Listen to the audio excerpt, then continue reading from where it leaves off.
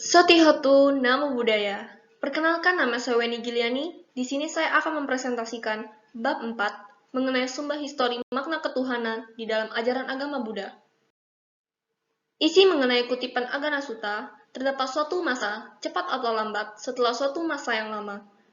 Ketika di dunia ini hancur, dan bila mana ini terjadi, makhluk-makhluk terlahir kembali di Abhasara. Di sana mereka hidup dari ciptaan batin. Cepat atau lambat, di dunia ini mulai terbentuk kembali. Dan ketika hal ini terjadi, makhluk-makhluk yang meninggal di Abhasara biasanya terlahir kembali. Di sana sebagai manusia, mereka hidup dari ciptaan batin. Semuanya berawal dari air, gelap gulita, tidak ada matahari ataupun bulan. Belum ada tahun ataupun musim, dan belum ada laki-laki dan perempuan. Makhluk-makhluk hanya dikenal sebagai makhluk-makhluk. Tanah dan air pun mulai bermunculan. Lalu mereka bertanya, apakah ini? Dan mencicipi sari tanah itu dengan jarinya. Dengan nafsu keinginan, memasukin dirinya dengan melakukan hal ini, cahaya tubuh makhluk itu menjadi lenyap. Dan bulan, bintang, matahari, musim-musim pun bermunculan. Dan bumi pun terbentuk kembali.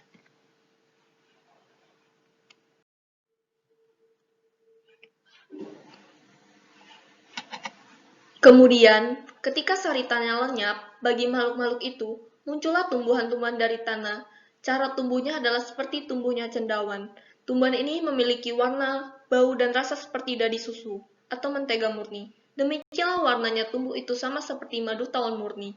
Demikianlah manisnya tumbuh itu. Kemudian makhluk-makhluk itu mulai makan tumbuhan-tumbuhan yang muncul dari tanah tersebut. Mereka menikmati, mendapatkan makanan, hidup dengan tumbuhan yang muncul dari tanah tersebut. Dan hal ini berlangsung demikian dalam masa yang lama sekali. Berdasarkan atas takaran yang mereka meningkatkan dan makanan itu, tubuh mereka berkembang menjadi lebih padat dan perbedaan bentuk tubuh mereka tampak lebih jelas. Sebagian tampak indah dan sebagian tampak buruk. Karena keadaan ini, mereka yang memiliki bentuk tubuh yang indah memandang rendah mereka yang memiliki bentuk tubuh buruk. Dengan berpikir, kita lebih indah daripada mereka. Mereka lebih buruk daripada kita, sementara mereka bangga akan keindahan dirinya sehingga menjadi sombong dan congkak. Tumbuhan yang muncul dari tanah itu pun lenyap. Selanjutnya tumbuh menjalar, muncul dan cara tumbuhnya adalah seperti bambu. Tumbuhan ini memiliki warna, bau, dan rasa sama seperti dadi susu, atau mentega murni. Demikianlah warnanya tumbuhan itu, lama seperti madu tawon murni.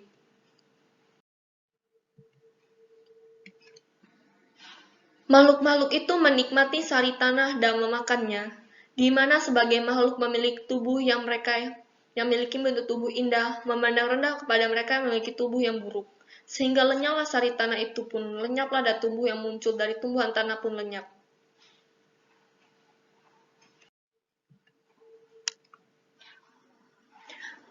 Kemudian, ketika tumbuhan menjalar, lenyap bagi makhluk-makhluk, itu muncullah tumbuhan padi yang masak dalam alam terbuka, tanpa dedak dan sekam harum, dengan butir-butir yang bersih, dan mereka pun mengumpulkannya dan membawanya pulang pada sore hari.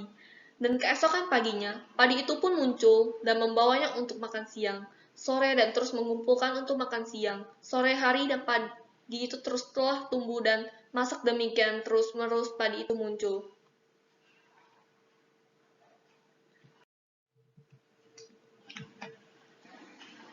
Terbentuklah tubuh laki-laki dan wanita, dan mereka pun mulai membentuk rumah. Kemudian, wanita pun sangat memperhatikan tentang keadaan laki-laki, dan laki-laki pun memperhatikan tentang perempuan. Karena mereka saling memperhatikan satu sama lain, timbullah suatu nafsu yang indria membakar tubuh mereka. Sebagai akibat nafsu tersebut, mereka pun melakukan hubungan kelamin. Ketika makhluk-makhluk lain datang kepada dan berkata, "Sahabat yang baik, marilah kita pergi mengumpulkan padi." Ia berkata, "Tidak perlu, sahabat yang baik, aku telah mengambil padi untuk makan malam dan siang." Selanjutnya, sebagian makhluk lain datang dan berkata kepadanya, "Sahabat yang baik, marilah kita pergi mengumpulkan padi." Ia berkata, "Tidak perlu, sahabat yang baik, aku telah mengambil padi untuk 2 hari." Demikianlah dalam cara sama mereka menyiapkan padi yang cukup untuk 4 hari dan selanjutnya untuk 8 hari. Sejak itu, makhluk-makhluk tersebut mulai makan padi yang disimpan. Dedak mulai menutupi butir-butir, padi yang butir-butir pada dibungkusi sekam, padi yang telah dituain atau dipotong-potong batangnya tidak tumbuh kembali sehingga terjadi masa menunggu. Batang-batang padi mulai tumbuh serumpun.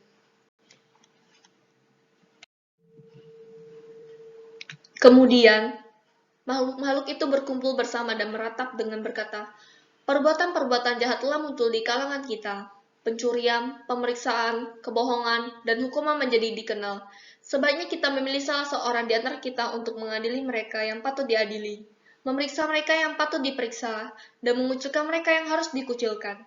Dan untuk membalas jasanya, kita akan memberikan sebagian padi kita kepadanya. Kemudian mereka memilih salah seorang di antara mereka yang paling rupawan, paling disukai, paling menyenangkan, dan paling pandai. Demikian asal-usul dari kelompok masyarakat Katia yang dikenal sesuai dengan pernyataan permulaan pada masa lampau.